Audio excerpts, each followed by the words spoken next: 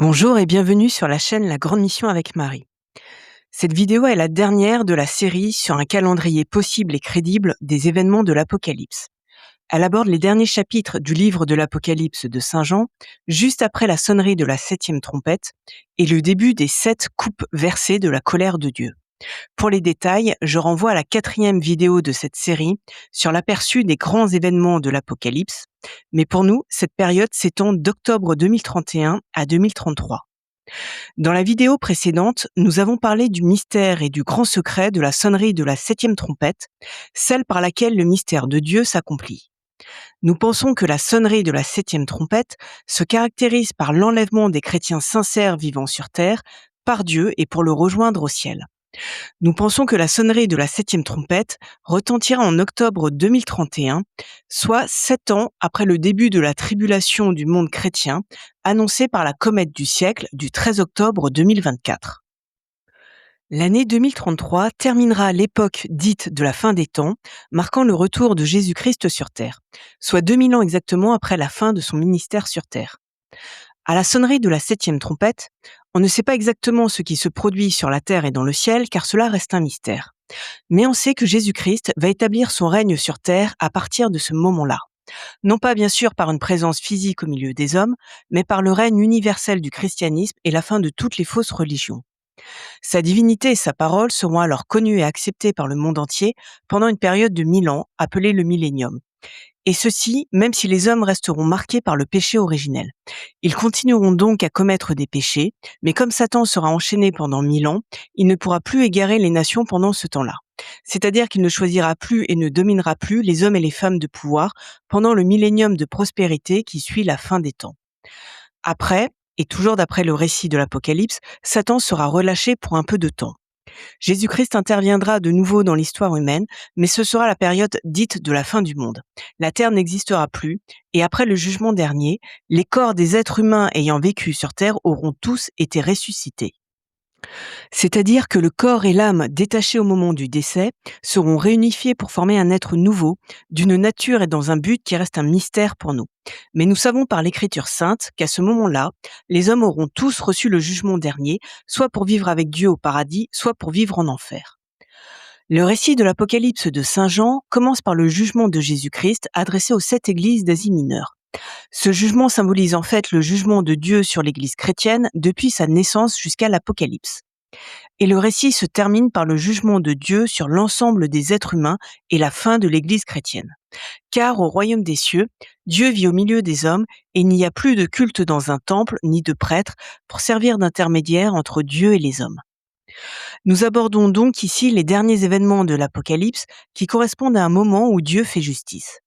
Ils correspondent au châtiment divin pour les nations et les individus qui détruisent la terre et empêchent les hommes de trouver le vrai Dieu. Et ils correspondent à une récompense de Dieu accordée à son peuple, au ciel, mais aussi sur la terre. Car l'enlèvement des chrétiens à la 7e trompette pour rejoindre le ciel concerne des vivants sur terre, jugés dignes de vivre la résurrection par la transformation de leur corps dans un corps glorieux et d'échapper au châtiment que Dieu va envoyer sur terre. Mais ces événements décrivent aussi les grâces de Jésus-Christ accordées par lui à Jérusalem, sa ville sainte. On parle bien ici de la Jérusalem terrestre et pas de la Jérusalem céleste qui existera au paradis. Les derniers chapitres du livre de l'Apocalypse décrivent aussi le temple donné directement par Jésus-Christ à la ville sainte. Jésus donne le temple après avoir protégé de l'attaque de l'Antéchrist les Juifs convertis qui l'auront reconnu. Nous verrons ici comment les Juifs peuvent agir pour se protéger de l'Antéchrist à travers la puissance de Dieu, selon le livre de l'Apocalypse, mais aussi selon les prophéties de l'Ancien Testament. Nous allons donc ici étudier les chapitres 15 à 22 du livre de Saint Jean. Ils abordent le combat et la victoire de Christ sur ses ennemis, donc sur les ennemis des chrétiens, anciens et nouveaux convertis. Ils annoncent et décrivent une période de renouveau pour l'humanité à travers l'union de Dieu et des hommes. Nous décrirons les châtiments subis par ses ennemis en complétant avec le livre de Zacharie. Nous dirons aussi comment Dieu fait la grâce à son peuple d'élus de l'associer à sa victoire, non pas bien sûr parce qu'il a besoin d'eux, mais par amour. Commençons donc. C'est au chapitre 15 du livre que sont annoncés le châtiment des adorateurs de l'Antéchrist. Les châtiments sont annoncés par l'entrée en scène des 7 anges chargés de déverser les 7 coupes d'or de la colère de Dieu. Les anges sortent du sanctuaire de Dieu dans le ciel. Le chapitre 16 décrit les châtiments associés aux 7 coupes de la fureur de Dieu, dont la fameuse bataille d'Armageddon. Ces châtiments s'abattent sur les ennemis de Dieu et de son peuple. Ces ennemis sont les adorateurs de la bête antéchrist, qui représente à la fois un gouvernement mondial religieux, politique et économique, et aussi le chef de ce gouvernement. Malgré les châtiments reçus et le constat de la puissance implacable de Dieu, les adorateurs de l'Antéchrist s'endurcissent dans le péché et blasphèment au lieu de se convertir.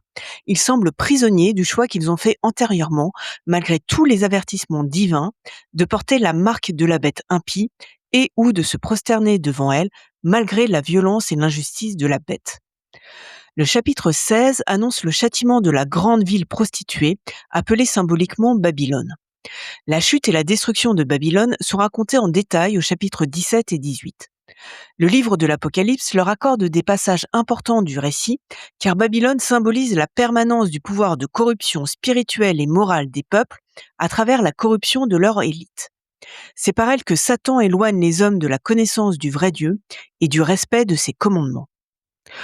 Nous avons consacré toute une vidéo sur l'identité de Babylone et sur sa chute définitive après l'Apocalypse, dans la playlist consacrée aux bêtes de l'Apocalypse. Mais disons en résumé que Babylone la Grande est Jérusalem en tant que ville dirigée par des kabbalistes qui rêvent de faire régner sur le monde celui qu'ils croient être leur Messie et qui n'est rien d'autre que Satan déguisé. La Jérusalem qui sera châtiée par Dieu avant d'être reconstruite et de redevenir la ville sainte est celle qui aura fait le choix de l'Antéchrist plutôt que de Jésus, malgré les signes de sa divinité qu'il donnera pendant l'Apocalypse. En revanche, les Juifs qui se seront convertis seront enlevés avec les autres chrétiens au son de la 7e trompette. Dans le livre de Saint Jean, 144 000 Juifs reçoivent une marque sur le front comme étant le sceau de Dieu. Cela symbolise la marque du baptême et donc la conversion d'une grande partie du peuple juif, le nombre 144 000 symbolisant un grand nombre. Ces 144 000 Juifs se tiennent près de Jésus lorsqu'il revient debout sur le mont Sion après la sonnerie de la 7e trompette, comme le mentionne le chapitre 14 du livre. Plus tard dans le récit, la dévastation de Jérusalem-Babylone signe la fin des fausses religions et de la corruption des élites. La puissance spirituelle que Babylone tient de Satan lui permet en effet d'exercer la royauté sur les rois de la terre, selon le livre de Saint Jean. Le chapitre 18 décrit longuement non seulement la chute de Babylone, mais aussi la chute des rois de la terre qui se sont prostitués avec elle, et aussi la chute des marchands de la terre qui se sont enrichis grâce à son luxe insolent et qui finissent ruinés car plus personne n'achète leur cargaison. Les rois et les marchands de la terre qui se lamentent sur la destruction de Babylone parce qu'elle entraîne la propre perte de leur pouvoir et richesse se tiennent à distance de la ville. À distance parce que c'est tout un système mondial politique et économique injuste qui tombera avec Babylone, en même temps que le jugement de Dieu s'abat sur ceux qui ont profité de ce système. Après la chute de Babylone et comme décrit au chapitre 19, après le combat et la victoire de Christ, viennent les noces de l'agneau avec son épouse, c'est-à-dire l'union mystique de Jésus-Christ avec son peuple parmi les hommes. Ce sera évidemment un moment de bonheur et de joie pour les hommes. C'est après le parachèvement de cette union que se termine le combat de Jésus. Toujours au chapitre 19, après les noces de l'agneau, c'est là que la bête et le faux prophète sont capturés vivants et jetés directement en enfer, dans l'étang de feu embrasé de soufre, sans passer par la mort physique. La bête, c'est l'homme antéchrist qui dirige le gouvernement mondial antéchrist, gouvernement politique, économique et religieux totalitaire, qui combat le christianisme, les chrétiens, et représente l'antithèse de la parole de Dieu.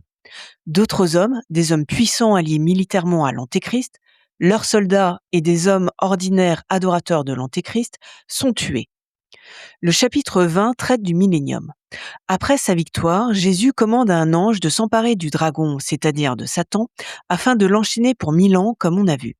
Mais c'est aussi dans ce chapitre 20, au verset 4, que nous est révélée la résurrection des martyrs du christianisme tout au long de l'histoire. Il leur est donné le pouvoir de régner avec Christ sur terre pendant le millénium. Ils sont donc associés au plan de Dieu et gagnent le pouvoir d'influencer les événements de la vie sur terre pour permettre cette ère de paix et de prospérité du millénium. Ils reçoivent ce droit après en avoir été jugés dignes par d'autres habitants du ciel. Je cite. « Puis j'ai vu des trônes. À ceux qui vinrent y siéger fut donné le pouvoir de juger. Et j'ai vu les âmes de ceux qui ont été décapités à cause du témoignage pour Jésus et à cause de la parole de Dieu, eux qui ne se sont pas prosternés devant la bête et son image, et qui n'ont pas reçu sa marque sur le front ou sur la main. Ils revinrent à la vie et ils régnèrent avec le Christ pendant 1000 ans. Cette résurrection des martyrs du christianisme est annoncée plus tôt dans le texte, au chapitre 6, lorsque Jésus ouvre le 5e sceau du grand livre. Chaque sceau libère un fléau sur la terre. Le 5e sceau est, lui, l'annonce d'une tribulation, c'est-à-dire d'épreuves, pour les chrétiens. Cette tribulation est annoncée parce que les martyrs du christianisme qui sont au ciel réclament vengeance à Jésus. Selon le récit, il leur fut dit de patienter encore quelque temps, jusqu'à ce que soient au complet leurs compagnons de service, leurs frères, qui allaient être tués comme eux. Et il fut donné à chacun une robe blanche, la robe blanche symbolisant leur rôle de prêtre de Christ. Ceci à l'issue de la période de tribulation, sous le règne de l'Antéchrist. Celui-ci va persécuter les chrétiens, ou peut-être seulement des prêtres, on ne sait pas, qui grossiront ainsi le nombre des martyrs du christianisme. Le chapitre 20, au verset 5, annonce aussi la résurrection de tous les morts qui interviendra après le millénium, à la fin du monde. Je cite. Le reste des morts ne revint pas à la vie tant que les 1000 ans ne furent pas arrivés à leur terme. Telle est la première résurrection. Voici comment cette résurrection se déroulera au jour du jugement dernier. J'ai vu aussi les morts, les grands et les petits, debout devant le trône. On ouvrit des livres, puis un autre encore, le livre de la vie. D'après ce qui était écrit dans les livres, les morts furent jugés selon leurs actes. La mer rendit les morts qu'elle retenait. La mort et le séjour des morts rendirent aussi ceux qu'ils retenaient et ils furent jugés, chacun selon ses actes. La mer rendit les morts qu'elle retenait. La mort et le séjour des morts rendirent aussi ceux qu'ils retenaient et ils furent jugés, chacun selon ses actes. Puis la mort et le séjour des morts furent précipités dans l'étang de feu. L'étang de feu, c'est la seconde mort. Et si quelqu'un ne se trouvait pas inscrit dans le livre de la vie, il était précipité dans l'étang de feu. Ainsi, même si chacun de nous à sa mort subit le jugement particulier, jugement décidant si nous allons au paradis directement, au paradis après une période de purgatoire, ou bien en enfer, c'est-à-dire l'étang de feu, il y aura encore un jugement. La tradition l'appelle le jugement dernier et l'interprète comme s'agissant d'un jugement public associé à la connaissance de la vérité sur les actes et la personne des jugés. Ce jugement précède la réunification du corps et de l'âme de la résurrection. À l'issue des événements de l'Apocalypse, à la fin du monde, les corps mortels quittent la terre qui est détruite, comme annoncé juste après au chapitre 21. Je cite. Alors j'ai vu un ciel nouveau et une terre nouvelle, car le premier ciel et la première terre s'en étaient allés, et de mer, il n'y en a plus. La résurrection des martyrs annoncée au chapitre 20 de l'Apocalypse intervient à la toute fin des événements.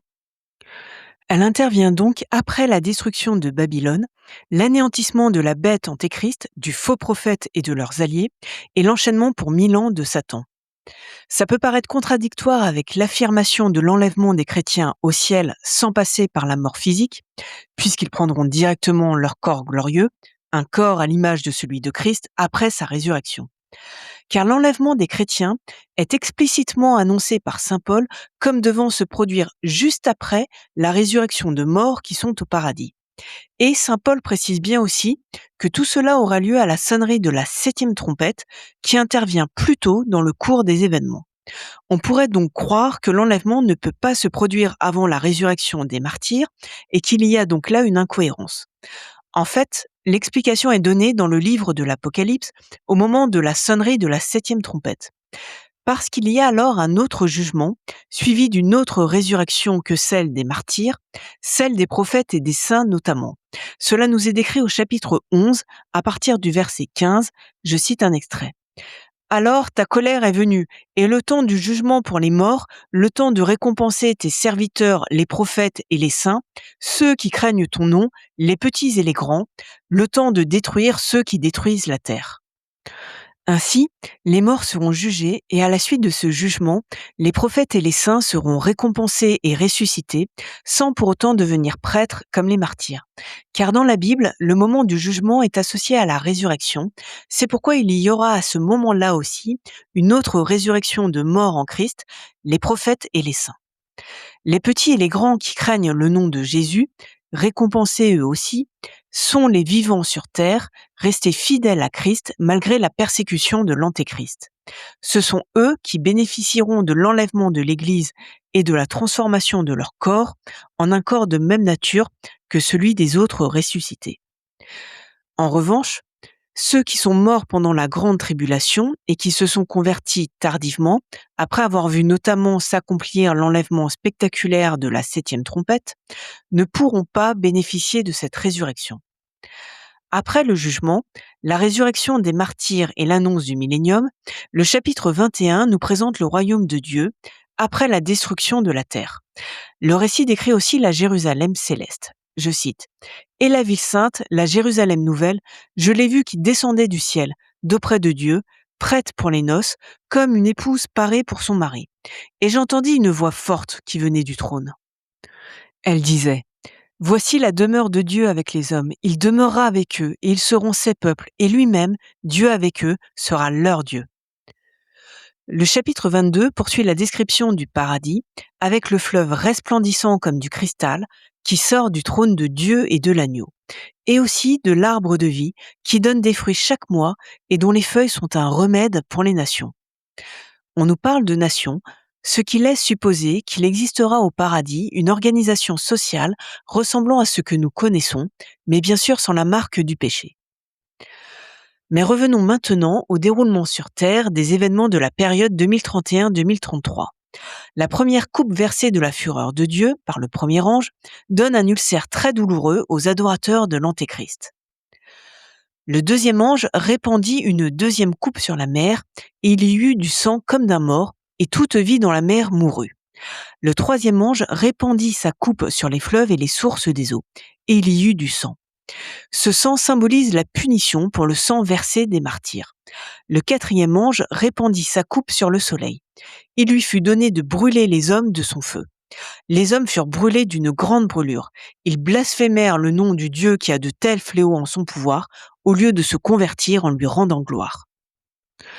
On voit ici que malgré les châtiments des 7 trompettes, malgré l'enlèvement spectaculaire des chrétiens et les 3 premières coupes de la fureur de Dieu, les adorateurs de l'Antéchrist persistent dans leur erreur comme si leur cerveau était prisonnier du culte de l'Antéchrist. Ça peut avoir un lien avec la thèse que nous avons développée dans la vidéo sur la marque de la bête comme technologie de contrôle mental dans la playlist sur les bêtes de l'Apocalypse. Dans cette vidéo, nous soulignons notamment que les opposants à la bête antéchrist sont persécutés et tués, non pas par une police ou une milice ou une armée, mais par l'image de la bête via la marque que portent ses adorateurs. Une image de la bête qui s'anime spécifiquement dans le but de désigner et faire tuer ses opposants. Il paraît logique que l'image dénonce ses opposants à ses adorateurs à qui elle a imposé de porter sa marque. Dieu pourrait faire en sorte que la marque de la bête se retourne contre ceux qui la portent et dont elle contrôle le cerveau, par des ordres les poussant à se faire du mal à eux-mêmes et non plus aux opposants. C'est ce qu'on peut supposer grâce à une prophétie du livre de Zacharie dont nous allons bientôt parler. En tout cas, le récit de l'Apocalypse nous décrit pour eux des châtiments spirituels manifestement associés à un déferlement de démons sur terre. C'est ce que semblent décrire les châtiments associés aux 3 dernières trompettes.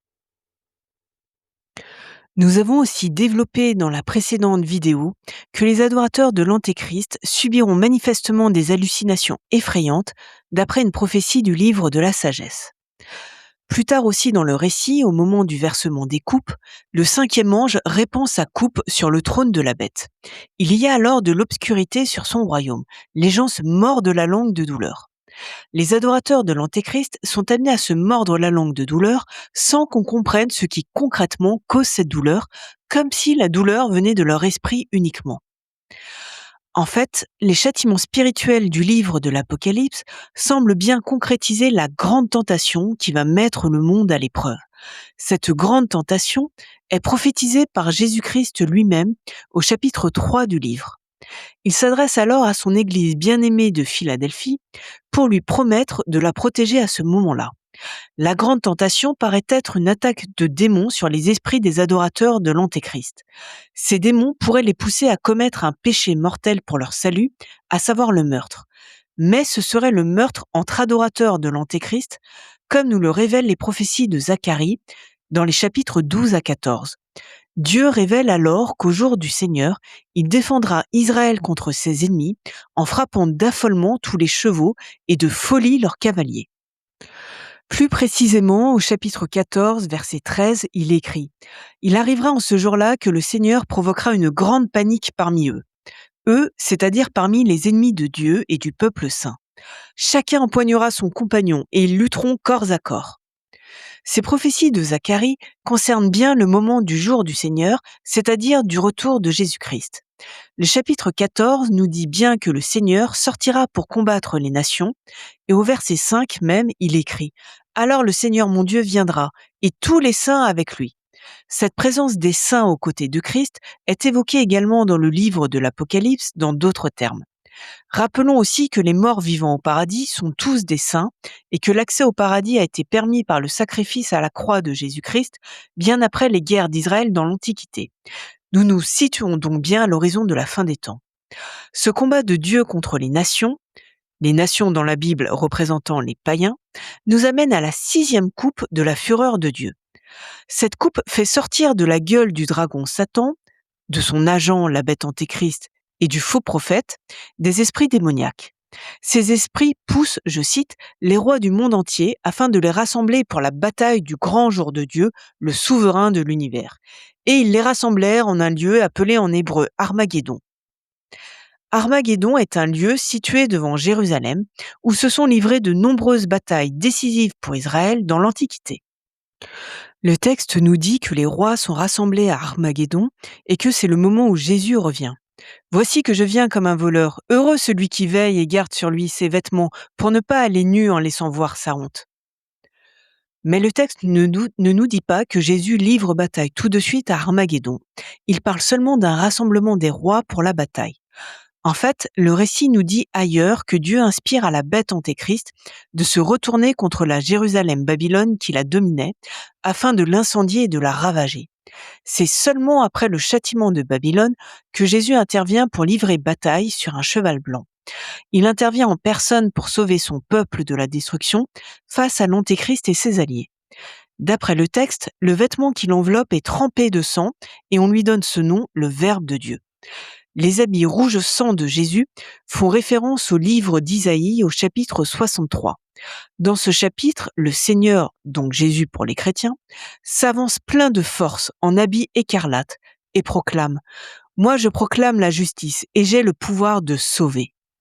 Le chapitre 64 d'Isaïe prophétise une intervention directe et évidemment spectaculaire du Seigneur à la fin des temps, dont on retrouve le récit dans l'Apocalypse, en disant notamment « Voici que tu es descendu, les montagnes furent ébranlées devant ta face ». La venue du Messie au jour du Seigneur est marquée par une grande bataille livrée par Jésus à Bosra, en Jordanie, pour sauver les Juifs convertis. C'est mentionné aussi dans le livre de Michée au chapitre 2. Bosra est une région d'Édom incluse dans la Jordanie actuelle. La Jordanie sera une zone épargnée par l'Antéchrist, comme nous le révèle Daniel au chapitre 11 de son livre. Il est dit, je cite, « Il, l'Antéchrist, désigné comme l'Assyrien, arrivera dans les pays, il y déferlera, il les traversera. Voici ceux qui échapperont à son emprise, Édom, Moab et les meilleurs des fils d'Ammon. » Nous avons vu ça en détail dans la 4e vidéo de la série sur les bêtes de l'Apocalypse.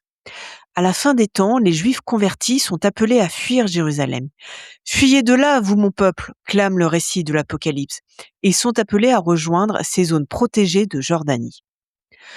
À l'époque de la destruction du temple et du siège de Jérusalem par les Romains en 70 après Jésus-Christ, les premiers chrétiens ont été prévenus par Jésus des événements afin qu'ils puissent s'enfuir. Ce sera encore le cas à la fin des temps, et même Jésus livrera bataille pour eux et détruira l'Antéchrist et ses armées. Ceux qui attaquent Jérusalem subiront la mort atroce décrite en Zacharie 14. Les habitants de Jérusalem restés fidèles à l'Antéchrist seront aussi durement châtiés. D'après Zacharie, 2/3 des Juifs périront et le tiers restant sera purifié. On peut supposer que pendant l'Apocalypse, environ 1/3 des Juifs se convertira et sera enlevé avec les chrétiens à la 7e trompette, avant la chute de Babylone. Qu'un tiers d'entre eux mourra à Jérusalem en tant qu'adorateur de l'Antéchrist et que le tiers restant, converti sur le tard, restera sur terre. Purifiés par Jésus et dans les souffrances de l'Apocalypse, ces derniers Juifs rebâtiront la Jérusalem détruite. Dans cette nouvelle Jérusalem, un vrai temple de Dieu, pas le 3e temple construit puis détruit par l'Antéchrist, sera apporté directement par Jésus-Christ. Cela interviendra après que le mont des Oliviers se sera fendu et que la ville de Jérusalem sera divisée en 3 parties. Cet événement est décrit plus en détail que dans le livre de l'Apocalypse, dans le livre de Zacharie au chapitre 14. Ce prophète avertit même les Juifs qu'ils devront se sauver quand se produira l'immense tremblement de terre provoquant la cassure du mont des Oliviers, fendu par le milieu, d'est en ouest. Il deviendra une immense vallée. Une moitié de la montagne reculera vers le nord et l'autre vers le sud. La division de la grande ville en 3 parties, Jérusalem, est bien mentionnée dans le livre de Saint Jean, juste après le versement de la 7e coupe. Les 3 parties font penser aux 3/3 des Juifs qui ont adopté les 3 types possibles de choix humains. Collaborer avec le mal, résister au mal et choisir Dieu, ou bien rester tiède et indécis face à la violence du mal, ce qui est un péché mais rend encore possible la rédemption. La Jérusalem sur terre post-apocalypse ne sera plus attaquée, contrairement à ce qu'elle a subi pendant toute son histoire, comme Jésus le lui avait prophétisé. Jérusalem sera foulée aux pieds des nations, jusqu'à ce que le temps des nations soit accompli. Le monde païen des nations n'existera plus après l'Apocalypse. Les villes des nations s'effondreront en même temps que Jérusalem sera divisée en 3 parties, par le plus grand tremblement de terre que la terre n'ait jamais connu.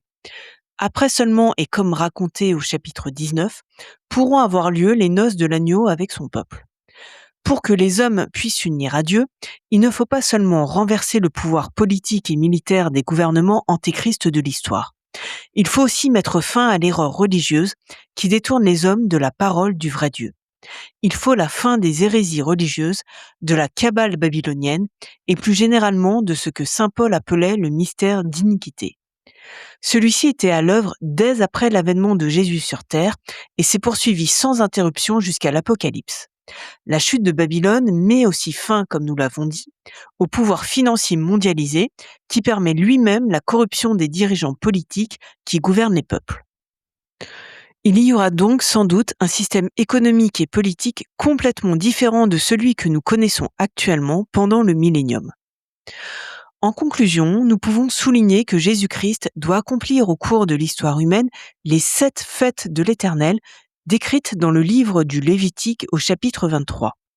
Plus précisément, le calendrier des fêtes est alors divisé en 3 grandes fêtes annuelles, Pâques, la Pentecôte et la fête des Tabernacles. Le calendrier va se subdiviser ensuite en 7 fêtes. À la Pâque, Jésus s'est livré pour opérer le sacrifice à la croix. Ce sacrifice a permis de nous racheter de nos péchés et nous ouvre la possibilité d'entrer au royaume des cieux. La fête des pains sans levain correspond quant à elle à la mise au tombeau de Jésus. Elle se fête au coucher du soleil le jour de la Pâque et dure 7 jours. Le levain symbolise le péché et s'élimine de l'alimentation des Juifs pratiquants. Cette fête des pains sans levain se traduit donc par l'éradication du mal afin que le bien triomphe. La fête des prémices correspond quant à elle à la résurrection de Jésus suite à sa mort et à sa mise au tombeau. Comme les prémices, début des récoltes de la moisson, Jésus est le premier ressuscité d'entre les morts. Il ouvre la voie aux autres, nous les humains. La fête de la Pentecôte marque ensuite l'effusion du Saint-Esprit et le début de toute l'histoire de l'Église chrétienne au cours des siècles, Église chargée d'établir le royaume de Dieu sur terre. La fête des trompettes se produira bien plus tard dans l'histoire humaine, au moment de l'enlèvement des chrétiens en 2031. C'est le début d'une union renouvelée avec Dieu. La fête des expiations ou du grand pardon, Yom Kippour, aura lieu comme toujours en septembre ou en octobre et sera accomplie par Jésus-Christ en 2033. Le grand pardon aura lieu après la période de châtiment, de repentir et de conversion de l'Apocalypse. Cette année-là, en 2033, la fête du grand pardon aura lieu le 3 octobre. 3 octobre 2033, on retrouve dans la date le chiffre 3, symbole de la Trinité, symbole du Dieu trois fois saint. Tout comme avec la mort de Jésus-Christ, le 3 avril de l'an 33. Cette fête du grand pardon correspond au retour de Jésus sur terre avec les rachetés pour abattre les ennemis de Dieu et sauver son peuple. Car le récit de l'Apocalypse nous dit que Jésus est entouré d'élus lorsqu'il revient debout sur la montagne. Enfin, ensuite, aura lieu la fête des tabernacles ou fête des tentes. Ce sera le moment de l'établissement du royaume de Dieu sur terre. Ce sera la fin de la traversée du désert, c'est-à-dire de la vie d'errance pour celui qui ne connaît pas Dieu. Cette fête est célébrée chaque année après le Grand Pardon. Pendant cette fête, les Juifs habitent des cabanes de branchage qui commémorent les tentes de la traversée du désert après la fuite d'Égypte sous la protection de Dieu. Cette fête célèbre aussi la saison des récoltes. Symboliquement, il s'agit de la récolte des âmes par Dieu à l'issue de l'Apocalypse. En 2033, la fête des tentes aura lieu du vendredi 7 au vendredi 14 octobre. Dans la Bible, le chiffre 7 est le chiffre de Dieu, le chiffre symbole de sa perfection divine. Et le chiffre 14 est dans la Bible le symbole de l'organisation sociale humaine parfaite, car sous le contrôle de Dieu. C'est pourquoi, nous dit l'évangile de Matthieu, il y a eu 14 générations d'Abraham à David, 14 générations de David jusqu'à l'exil à Babylone et la destruction du temple de Jérusalem, et enfin 14 générations de l'exil à Babylone jusqu'à la naissance de Jésus-Christ. Dieu utilise les chiffres et les dates pour nous montrer sa souveraineté totale sur le cours des événements, lui le Dieu omniscient et omnipotent. Mais ce qui transparaît dans le récit de l'Apocalypse, ce n'est pas seulement la puissance de Dieu, mais aussi son amour parfait envers nous, ses créatures. Car il associe son peuple d'élus à son combat et à sa victoire finale. Il ne cesse de tendre la main aux hommes pendant toute la période de l'Apocalypse pour les inciter à le choisir lui plutôt que l'Antéchrist. Il accepte de vivre au milieu des hommes dans le royaume des cieux et de nous donner la lumière de la vie, sa lumière. Jésus dit à la fin du livre de l'Apocalypse, « Oui, je viens sans tarder. » Et nous répondons, « Amen, viens Seigneur Jésus. » Que la grâce du Seigneur Jésus soit avec tous.